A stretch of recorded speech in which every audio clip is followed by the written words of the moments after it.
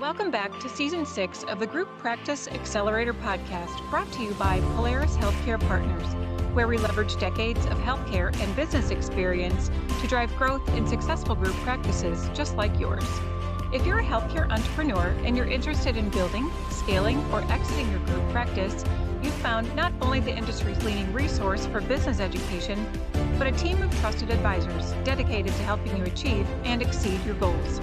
In short, the team at Polaris creates clarity, confidence, and results. I'm your host, Jamie Falasz, and the Group Practice Accelerator podcast is on the air. Hey everyone, thanks for joining me again this week. I wanted to come on today to address an issue that we're getting a lot of questions about, especially given we have a lot of clients wanting to sell all or some of their locations. And that issue is delay, waiting, being unprepared, and how it erodes the value of your business. And we need to talk about this because we can tell you from firsthand experience that being less than ideally prepared will cost you as a seller. Building value takes time. We all know that. A solid foundation, organizational and clinical strategy, team alignment, and real culture that retains both employees and patients. And because we're seeing so many people who feel they're ready to go to market now, we wanted to bring you resources for getting and staying prepared. We can do that right now because when you're prepared, you're confident in the value of your business and that value is defensible, which is even more important. We want to avoid any degradation of value because buyers will try to find the chinks in your armor, and we can't blame them. We all want to buy a turnkey, high-quality product that will keep growing in value. And in fact, our founder and CEO, Diwakar Sinha, wrote a great article recently about just this topic. So today, I thought we could dive into it, and we'll get Diwakar's take on it, his insights, his expertise on how and why value erosion happens and what we can do about it right now. Diwakar, welcome back to the show. Thanks for having me. Well, good to have you here because I want to dive into this article that you wrote. It came out March 23rd, if I'm not mistaken. And the title of it was, I'm going to pull it up because I want to get it right here. The Hidden Cost of Waiting, How Delayed Preparation Quietly Erodes Your Valuation Long Before You Go to Market. Now, that's a lot to think about.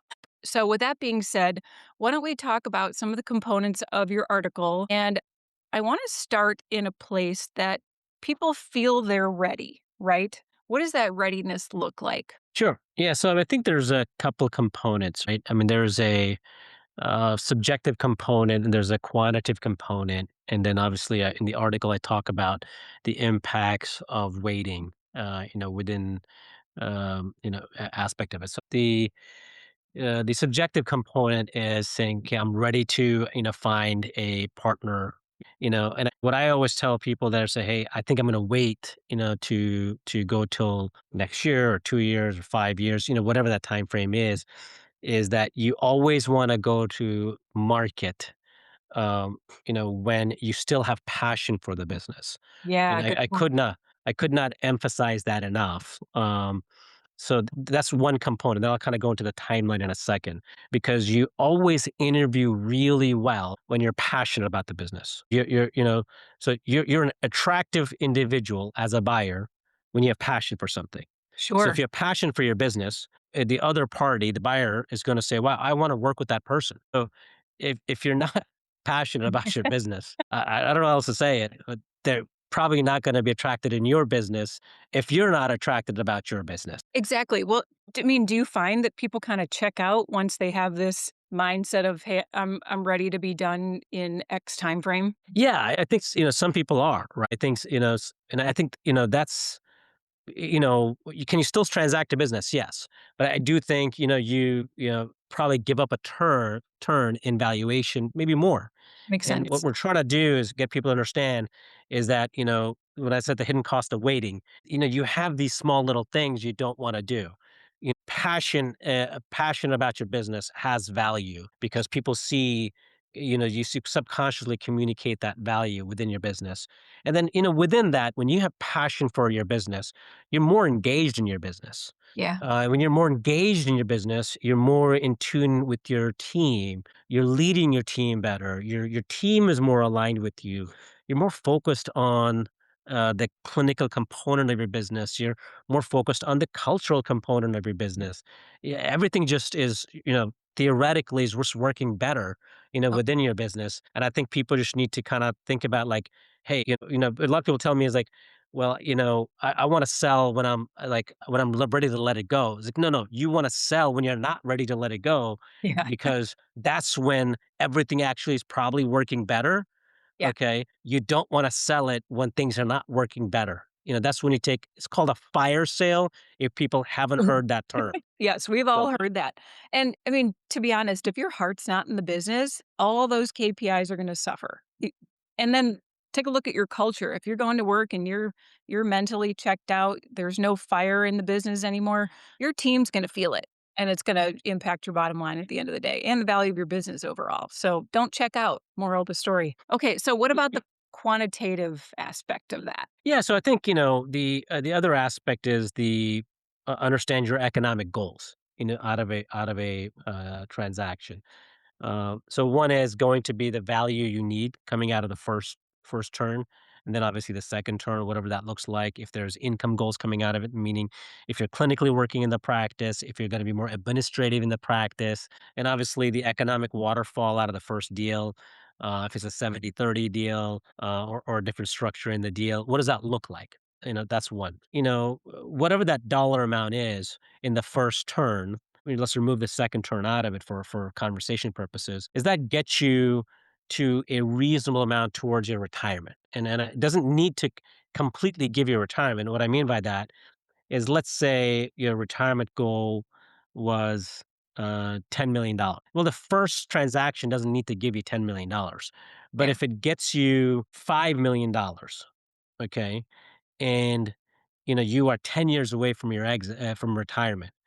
Okay. Well, if you just invest in the S&P 500 or some level of a reasonable, with your wealth management, hopefully should double. At least that gets you to your $10 million. And right. then you still have an income stream. You still have your equity role. You have a lot of different vehicles trying to get you to that $10 million, to your retirement. So I think it's important to understand that the first bite doesn't need to get you to retirement. The first bite needs to be a catalyst to your retirement. And now this also allows you to deleverage and diversify your retirement. I think if most people look at it, their retirement asset portfolio for their retirement typically is their healthcare practice. They need to look at it and say, okay, should I diversify a little bit better to have multiple ways to have retirement? That makes sense. Like you said, those numbers tell a story over time. And, you mentioned in your article that this value of your business can erode really quietly. None of this should come as a surprise, right? If things are eroding quietly over time,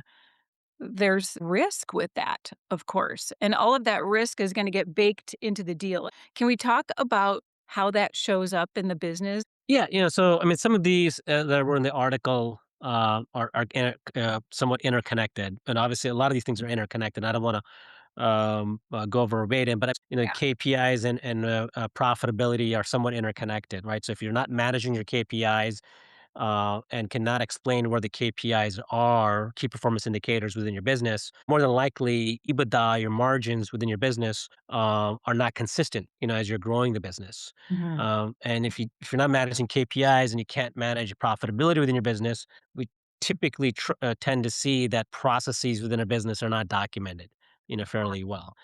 So again, the there's where there's one thing, there's typically other things that are consistent within the business. The other aspects are typically the dependency on the founder, either clinically or leadership wise. Again, but because if you don't have improved EBITDA on the business, then you don't have the additional cash flow to backfill yourself, right? Again, Right. they're connected within the business. So I Mhm. think these things kind of show up. And so if you don't have the improved EBITDA to backfill yourself in the leadership or operational aspect of it, then the buyer comes in and says, okay, the business is heavily dependent operationally on the founder. So either we have to pay the founder to run the business, or we have to replace it with an operational person to run that. So that gets discounted on that side of it through either a wage expense adjustment or a multiple adjustment to address that aspect of the business. From a clinical perspective, you can't replace yourself, but good clinical mentorship can certainly develop your associates, your other providers into people that can effectively run the business without changing the culture. And Sure. these things kind of sneak up on you. We know, but they do impact your value over time. We want to make sure that we're preparing for that. Notice those little changes. Make adjustments as you go and don't wait till it's out of hand. Now, let's talk about some of the discount that you mentioned in your article. Being prepared versus the discount that a buyer is going to place on some of these things because they're all things that they've got to fix. And we would rather have you come to us or a consultant to help operationally fix the business, clinically fix the business. And when I say fix, I mean let's work on developing it to where the value is where you want it to be. So maybe let's go into a little bit of what you would get in terms of a preparation premium, I believe you called it, versus that the discounts and things from diligence that will take place in a sale. Sure. Yeah. So I think in that aspect, there, if you don't have one, the other is the inverse, right? So I think that's kind of like what I talk about in the article. One is having clean financials as you're going to market, Yeah. and defensible financials. So I think we've talked about it on our previous podcast that at some level we typically do a QOV. Right. We outsource a QOV. So I just want to make sure that a QOV is not done by an advisory firm. We do a financial diligence, and then we typically outsource a QOV to a third party firm. And so before we even do an outsourced QOV, we want to work with our clients to make sure we have a clean defensible financials, working with their in-house accounting firm or their accounting firm that they have. So clean defensible financials, because that's going to be important. Either depending on the size of the firm, they're the cash basis, or the size of the practice, their accrual basis. So I think that's going to be important. And one of the other things we're also looking for is that the team culturally is aligned and Mhm. believes in the philosophy and the mission statement of the business. And I think these are things that are going to provide confidence from a buyer's lens, and it's going to allow them to say, okay, I can come in and 30 days before closing, when they're doing the integration meeting, they can come in and take over the business fairly quickly day one. And if they don't see that the team is aligned, that's going to provide them concerns around, okay, when I come in, is it going to take me 90 days, 120 days to work towards the change to make sure everybody's bought into the vision that, we're taking on board? Or is this going to be a 15-day change? Or is this going to be a 9-month change, right? I think those are things that they're going to talk about. And also, typically, when you see a business that has clean financials, they tend to have more documented processes, and they tend to be tracking, have some kind of a Power BI or some kind of a KPI tool where they can understand where their KPIs are in their business, and they can map out where they're headed within their business, right? And look ahead within their business, say, okay, if we acquire that one practice, or if we do that de novo, here's where we should typically end up, and they can map out their success. So if you can do those things, you tend to get a premium. If you cannot do those things or cannot provide that conversation as you're going to market, you may not get that premium that you're looking for. Not to say you aren't going to get a fair shake in market, but you're not going to get that premium in that market. Yeah, that makes sense. And on the culture part, Aiden Bradley and I just recorded an episode that addressed that erosion of culture and how that can be, a detriment to the value of your business. So make sure you go back and listen to that one as well. I'll link to that in the show notes in case you missed it. You also mentioned that all these little things that can erode value, they hit healthcare founders the hardest. Why is that? Yeah, I mean, I think when you start looking at healthcare in general, like one of the biggest things we think about is payer concentration, right? Anytime, even if you're not in government pay, you have one payer that is a significant payer in your payer profile.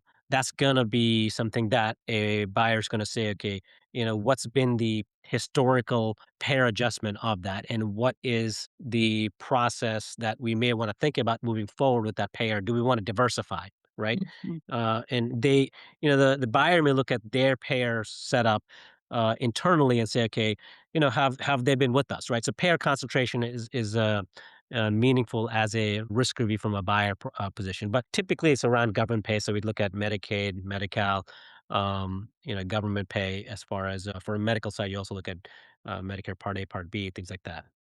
Okay. provider dependency.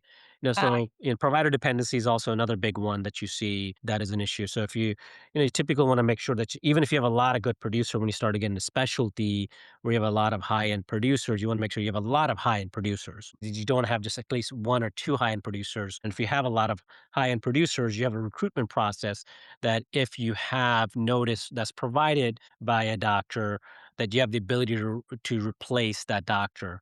Uh, in conjunction with that, you have a good partnership plan and an ownership plan for doctors that are good producers. So I think these are things to kind of think through on a retention and recruitment process. Regulatory exposure, I talk a little bit about that. yeah. Again, kind of talk about from earlier documenting your processes, especially as you start to get into specialized care as far as sedation and things like that. You want to make sure you have things like that documented fairly well. And then also as far as, when you start thinking about, along the line with the payer mix, margins start to be addressed as far as staffing issues. When you have staffings that's a little bit outside the box, you start thinking about it. If the, payer starts to make reimbursement adjustments, how is the business going to continue to perform better in those conditions? Well, and I will add from an operational perspective too, you know how much I love a good SOP and documenting everything. As a clinician, I can also add that if you didn't document it, you didn't do it. So if you don't have your operations documented, if you don't have your clinical workflows documented, you didn't do it. And then therefore, it's not reproducible. So when a buyer's coming in and looking at your operations, if you're not consistent from location to location, that does degrade your value. So document everything. Processes are important. So I wanted to comment on one other thing before we get to another part here that I want to ask you about. We have a lot of people that tell us, "Oh, we'll just fix it when we're ready to sell." I say this as I know it's a rhetorical question, Dwalker, but why should they not wait till they're ready to sell? Yeah, I mean, I think at that point it's kind of too late, right? I think you can. I mean, I think that maybe the one thing you can do is like kind of get recast your cash basis financials, go back 2 years and recast them. I mean, maybe that you can do that, but Yeah. you can't change your KPIs in those financials. So if your lab expenses were too high, your lab expenses are too high. Your supply expenses are too high, your supply expenses are too high.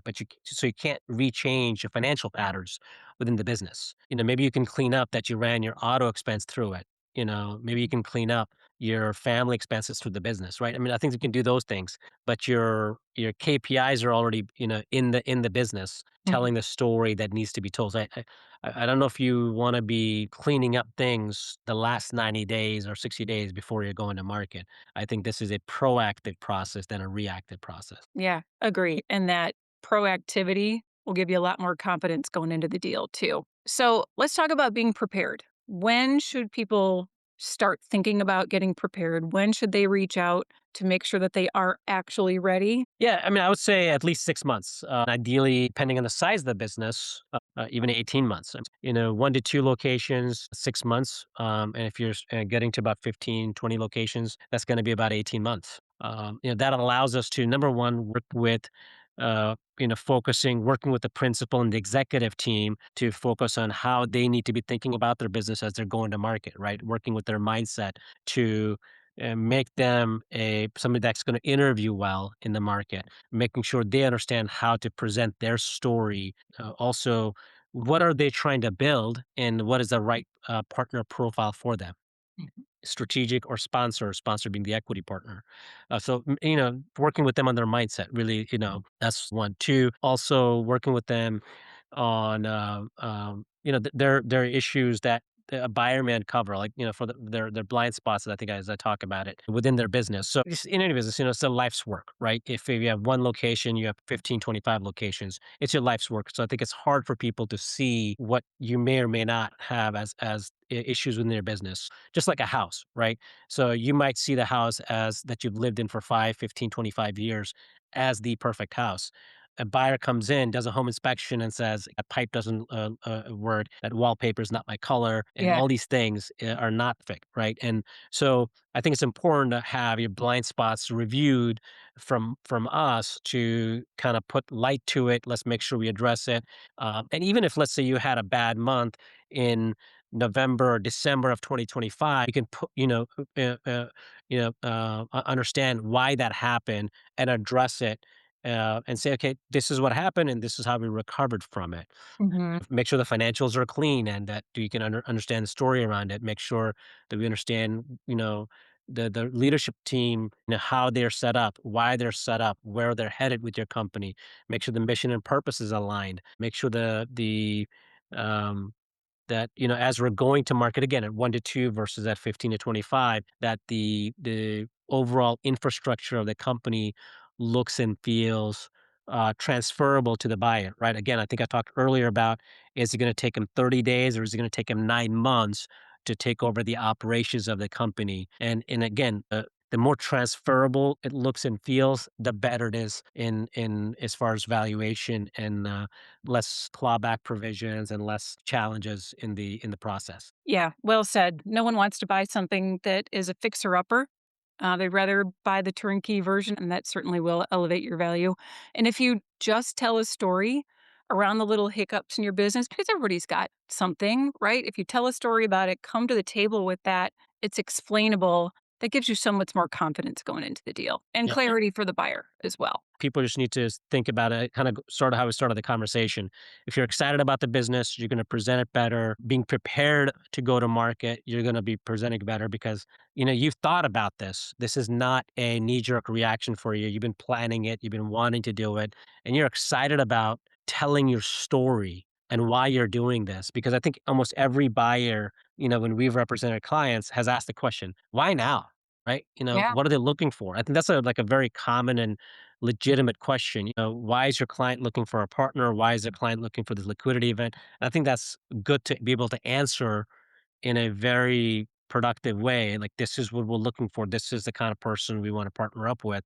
And this is where we want the next 5 to 15 years to be. Yeah. And in my mind, as either a seller or a buyer, I know the answer to that question. I have my why, regardless of what that is. So to be prepared for it makes perfect sense. Well, Diwakar, thanks again for going through this article and elaborating on some of the pieces that people have asked about. Good conversation today. Thanks again for coming on the show. Yeah, thanks for having me, Jamie. And to our audience, we love the questions that you send us. So keep them coming and we'll keep delivering the content that you ask for. As always, if you want to learn about any of our Polaris expert advisory services, or maybe there's a topic that we haven't covered that you'd like to hear about, you can send us an email to info@polarishealthcarepartners.com. And be sure to visit our website at polarishealthcarepartners.com, where you'll find weekly articles, including Diwakar's March 23rd article that we talked about today, that help you to grow and support your healthcare business, along with access to all podcast episodes, events, and a whole lot more. Thanks so much for being a loyal listener and subscriber. If you enjoyed today's episode, please share it with a colleague and be sure to leave us a rating on any of your favorite podcast platforms. We'll see you on the next episode of the Group Practice Accelerator Podcast.